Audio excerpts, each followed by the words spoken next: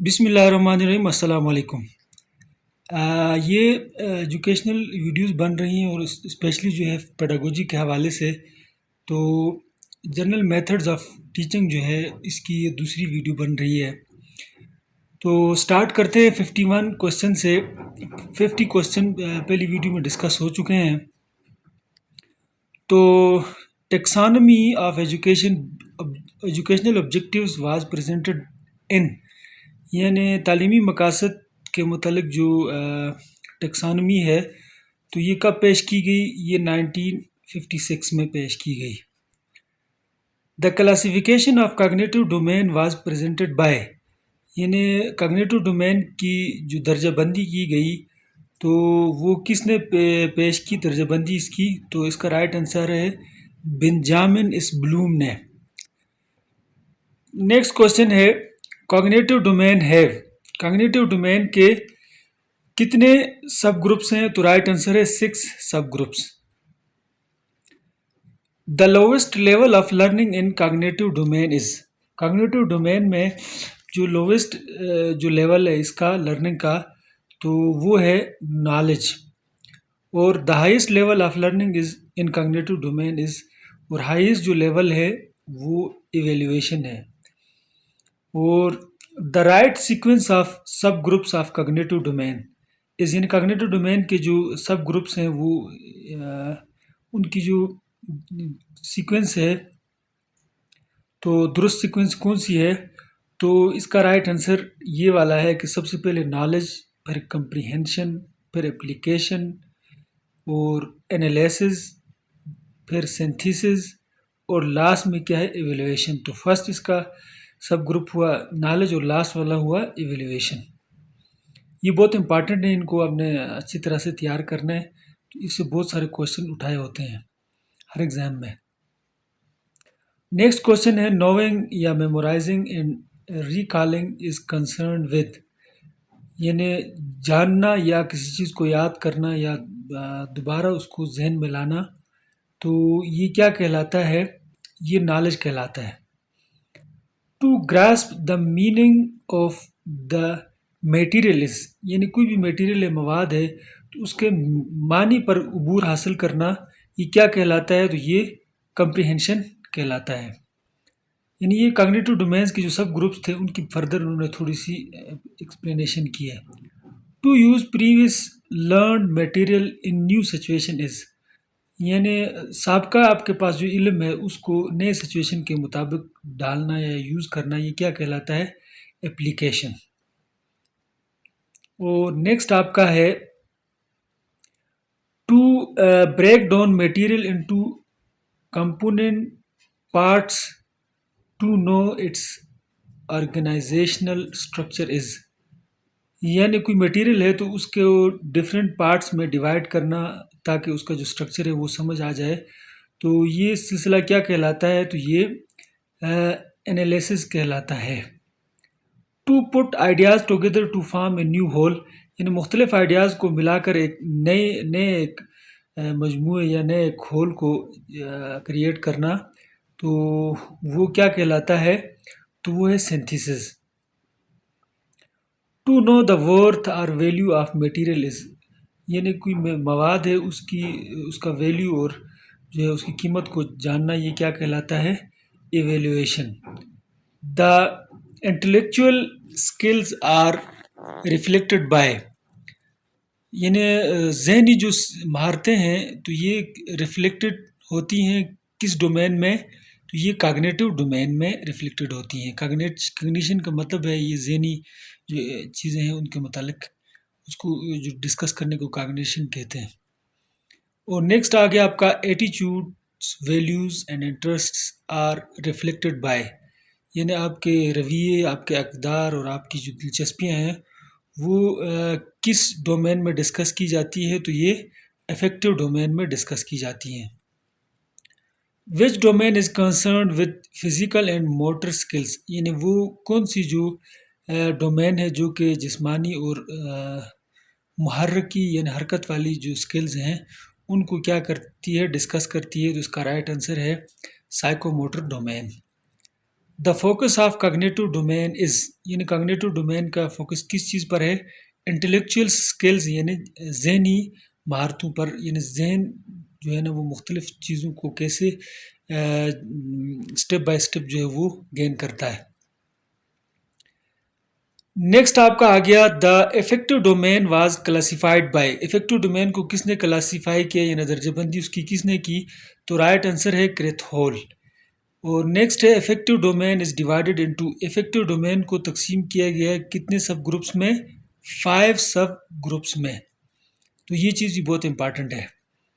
और the lowest level of learning in effective domain is. Effective domain में सबसे lowest जो लर्निंग का जो है स्टेज है, तो लेवल है, वो है अटेंडिंग, यानी किसी एक्टिविटी में शिरकत करना या शामिल होना, ये है।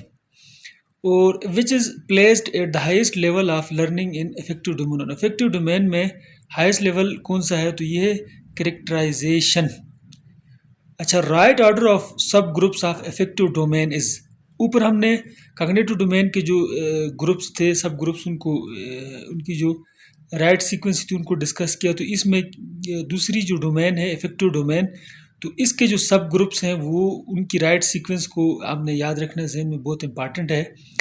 तो इसमें आता है सबसे पहले अटेंडिंग, फिर रिस्पॉन्डिंग, फिर वैल्यूइंग, फिर ऑर्गेनाइजेशन, और लास्ट में आता है आपका कैरेक्टराइजेशन। और नेक्स्ट आपका आ गया willingness to attend to particular phenomenon is, यानी किसी भी नई चीज़ या कोई भी मज़हर है उसमें क्या करना है आपने, उसको अटेंड करने के लिए राज़ी होना, ये क्या कहलाता है? तो ये कहलाता है अटेंडिंग या रिसीविंग। और नेक्स्ट क्वेश्चन है विच सब group of effective domain focuses on active participation in, यानी इफेक्टिव डोमेन का जो कौन सा सब ग्रुप है जो फोकस करता है यानी एक्टिव शमूलियत पर, कि आप एक्टिव होकर उसको शामिल हैं करके। तो ये है level responding.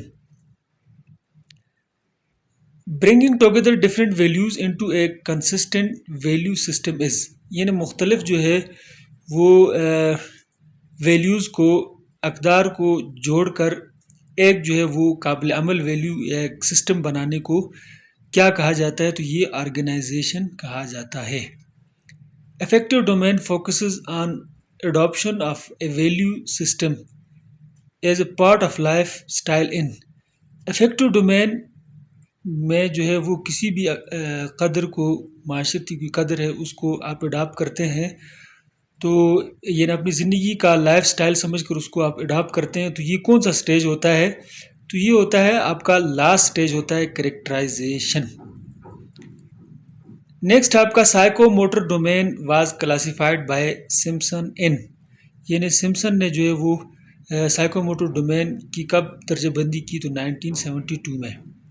Effective domain was divided into subgroups by Krathwohl in, यानी इफेक्टिव डोमेन को सब ग्रुप्स में किसने तकसीम किया? तो ये क्रेथहोल ने किया। और कब किया? 1964 में। Psychomotor domain was divided by Simpson in, psychomotor domain को किसने तकसीम किया मज़ीद सब ग्रुप्स में? तो सिम्पसन ने। और कितने हिस्सों में किया, कितने लेवल्स में? तो ये 7 सब ग्रुप्स में इसको फर्दर इन्होंने डिवाइड किया हुआ है।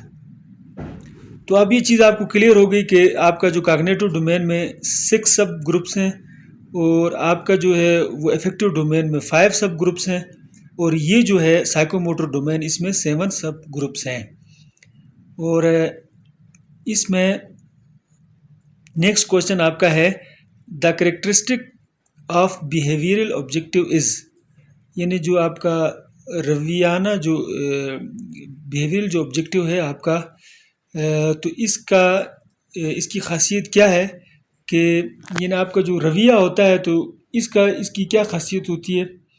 तो उसके जो या मकासद हासिल होते हैं, बिहेवियरल जो ऑब्जेक्टिव्स होते हैं, तो उसकी खासियत ये है कि वो ऑब्जर्वेबल एंड मेजरेबल, यानी उनको आप ऑब्जर्व भी कर सकते हैं किसी के बिहेवियर को, और मेजरेबल भी है कि मतलब वो आप चेक कर सकते हैं कि इससे किसी पर कितना जो है ना असर पढ़ा है।